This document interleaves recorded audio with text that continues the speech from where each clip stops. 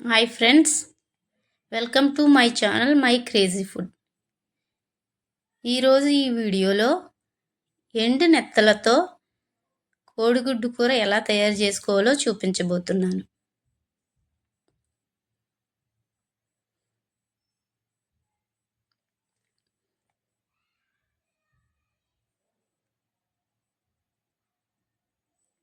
ఈ కూర తయారు చేయడానికి మొదటిగా స్టవ్ ఆన్ చేసుకుని కళాయి పెట్టుకుని దాంట్లో ఆనియన్స్ ఫ్రై చేయడానికి సరిపడా ఆయిల్ వేసుకోవాలి. దాంట్లో తరిగిన ఆనియన్ పీసెస్ వేసుకుని బాగా వేగనివ్వాలి.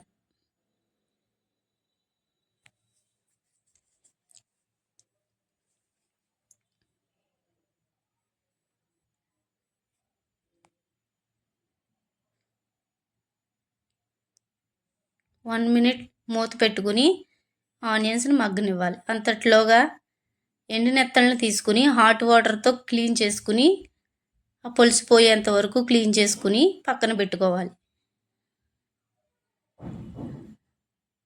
మూత తీసుకుని మగ్గుతున్న ఆనియన్స్లో కొద్దిగా పసుపుని వేసుకోవాలి. పసుపు వేసుకుని మంచిగా కలుపుకోవాలి.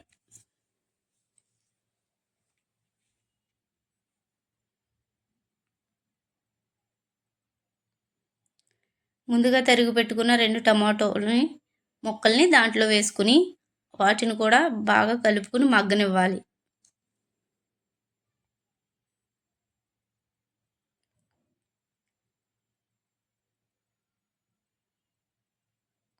దాంట్లో కొద్దిగా కరివేపాకు కూడా యాడ్ చేసుకోవాలి.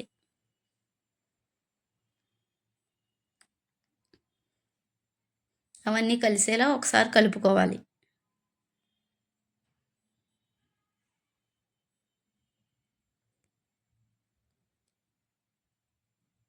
మూత పెట్టుకుని ఒక 2 మినిట్స్ మగ్గనివ్వాలి.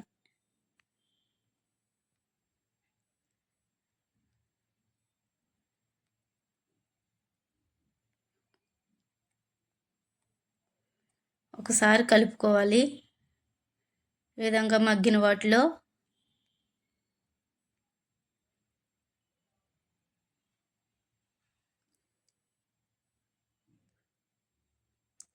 2 స్పూన్ల కారం వేసుకోవాలి.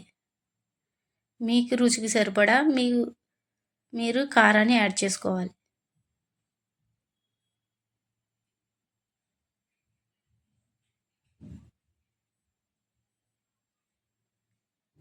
ఈ విధంగా కారాన్ని మొత్తం పట్టేలా కలుపుకున్న తర్వాత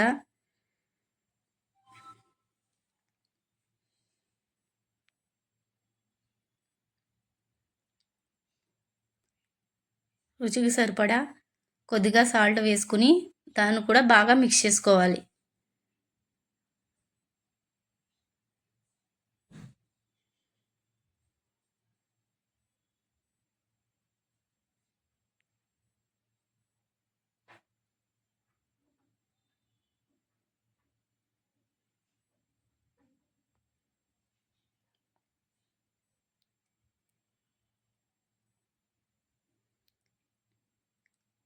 ఈ విధంగా మగ్గిన ఆనియన్స్, టమాటా అన్నిట్లో కొద్దిగా వాటర్ని కూడా యాడ్ చేసుకోవాలి. ఎందుకంటే చేపలు బాగా ఉడకడానికి కావాల్సిన వాటర్ని మనం యాడ్ చేసుకుని దాంట్లో ముందుగా క్లీన్ చేసి పెట్టుకున్న నెత్తళ్ళని యాడ్ చేసుకోవాలి.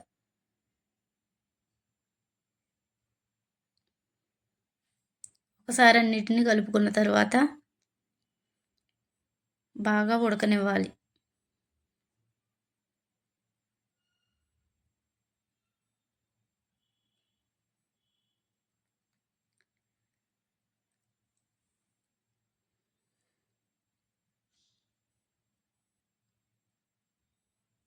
ఈ నెత్తళ్ళు ఉడకడానికి మినిమం 5 మినిట్స్ టు 10 మినిట్స్ పడుతుందండి.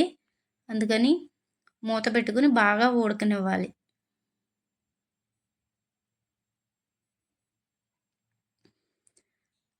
టెన్ మినిట్స్ తర్వాత బాగా మెత్తళ్ళు ఉడికిపోయి ఉంటే అప్పుడు ముందుగా పెట్టుకున్న కోడిగుడ్లు కూడా యాడ్ చేసుకోవాలి. ఒకసారి కోడిగుడ్లకి ఆ గ్రేవీ అంతా పట్టేలా కలుపుకొని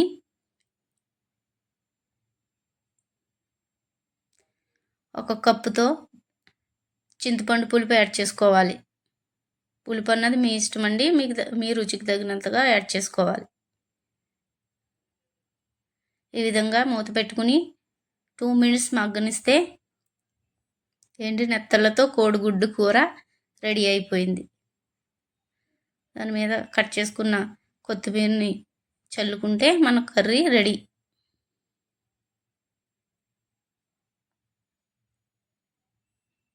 కోడిగుడ్డు నెత్తళ్ళ కాంబినేషన్ అయితే చాలా చాలా టేస్టీగా ఉంటుందండి. ఒకసారి ట్రై చేయండి.